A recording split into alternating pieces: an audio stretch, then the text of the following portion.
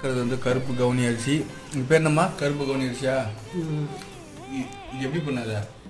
Night ஊற வச்சிடணும். அரிசி நைட்டு ஊற வச்சுட்டு 3-4 தடவை அலசிட்டு ஊற வச்சுட்டு அதுக்கப்புறம் காலையில் ஊற வச்சு தனியாக எடுத்துட்டு அதுக்கப்புறம் அரிசியை போட்டு நைட்டாக அரைச்சி அதை பவுடர் பண்ணி அந்த தண்ணியிலே வேக வச்சுக்கணும். சாப்பிடுவோம். ஒரு கிளாஸ் பவுடருக்கு 5 கிளாஸ் தண்ணி வச்சு வேக வைக்கணும். வெந்த பிறகு கடாயை வச்சு கொஞ்சோண்டு எண்ணெய் போட்டு கடுகு உளுத்தம் பருப்பு, சீரகம், பூண்டு, வெங்காயம், கருவேப்பிலை எல்லாம் போட்டு வதக்கி வச்சு கொட்டிட்டு தேங்காய் ஒரு 3-4 ஸ்பூனுக்கு தேங்காய் திருவிழ தேங்காய் அதை போட்டு எல்லாம் கலக்கிட்டு உப்பு போட்டு கலக்கிட்டு குடித்தா சூப்பராக இருக்கும்.